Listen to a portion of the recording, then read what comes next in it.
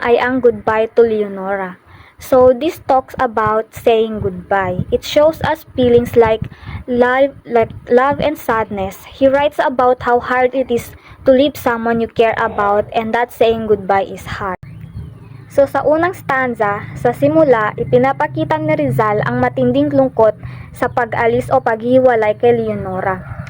Tinatanggap niya na ang kapalaran na ang naghiwalay sa kanila at wala siyang magagawa upang baguhin ito.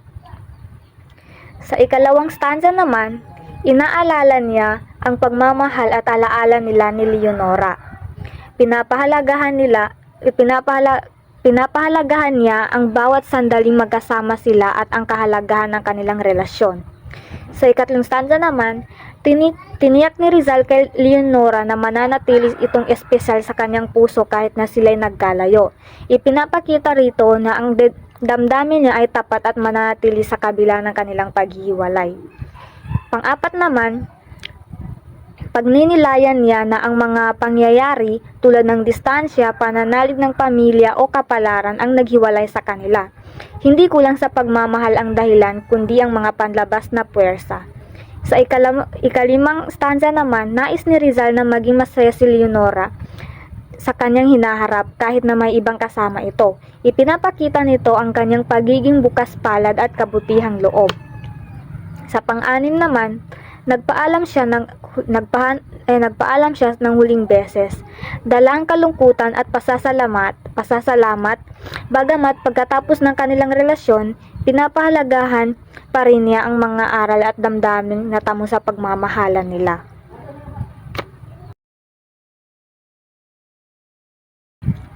Ang kundiman ay isang tradisyonal na awit ng pag-ibig. Ngunit sa tulang ito, ginamit ni Rizal ang anyong ito upang ipahayag ang pag-ibig sa bayan, hindi lamang sa isang minamahal.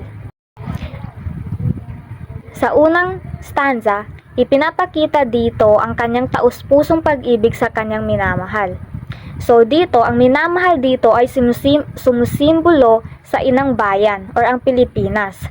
Pinapakita ang wagas na pagmamahal at katapatan sa sariling bansa. Sa pangalawang stanza naman, nagiging mas mabigat ang damdamin, binabanggit ang hirap at pagdurusa. So ito naman ay tumutukoy sa kalagayan ng mga Pilipino sa ilalim ng pananakop. Ang pagmamahal sa bayan ay may kasamang sakit at sakripisyo. Sa ikatlo naman, ipinapahayag ang kahandaang isakripisyo ang lahat, kahit ang sariling buhay. So dito naman, sumisimbolo ito sa kabayanihan at pagmamahal sa bayan. Handa ang isang tao na mag-alay ng buhay para sa kalayaan. Sa pang-apat naman, ang pag-asa at paniniwala na darating ang ginhawa at katuparan. So ito naman, sa kabila ng paghihirap, naniniwala si Rizal na makakamit ang kalayaan at katarungan balang araw. Sa ikalimang stanza naman, dito na nagtatapos. Nagtatapos ang tula sa walang hanggang pagmamahal at katapatan. So, ito naman, ipinapakita dito ang di matitinag na pag-ibig sa bayan. Isang panawagan ito sa mga Pilipino na manatiling tapat sa kanilang bansa. Ang To the Philippines ay isang makabayang tula na nagpapakita ng malalim na pagmamahal sa bayan, pagdurusa sa ilalim ng pananakop, pag-asa para sa kalayaan, at kahandaang magsakripisyo para sa bansa. Ito ay sumasalamin sa damdamin ni Rizal bilang isang Pilipinong handang ipaglaban ang dignidad at kalayaan ng kanyang bayan. Sa unang stanza, dito, ipinapakita ni Rizal ang kanyang matinding pagmamahal sa Pilipinas. Inilalarawan niya ang bansa bilang isang mahal na nilalang, parang ina o minamahal na babae. Ipinapahiwatig dito na handa siyang mag-alay ng damdamin at sakripisyo para sa kanyang bayan. Sa pangalawa naman, binibigyang diin ang kagandahan ng Pilipinas, ang kalikasan, yaman at kabutihan nito. Ngunit may halong lungkot dahil ang bansang ito ay nasa ilalim ng pananakop at hindi malaya.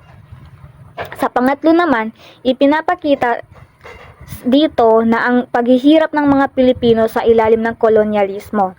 Makikita ang pagdurusa, kawalan ng kalayaan at pang-aapi na dinaranas ng mamamayan.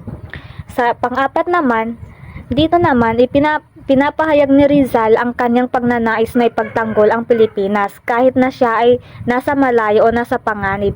Mananatili ang kanyang katapatan at pagmamahal sa bayan. Panglima naman, dito makita ang pag-asa ni Rizal na balang araw ay makakamit ng Pilipinas ang kalayaan.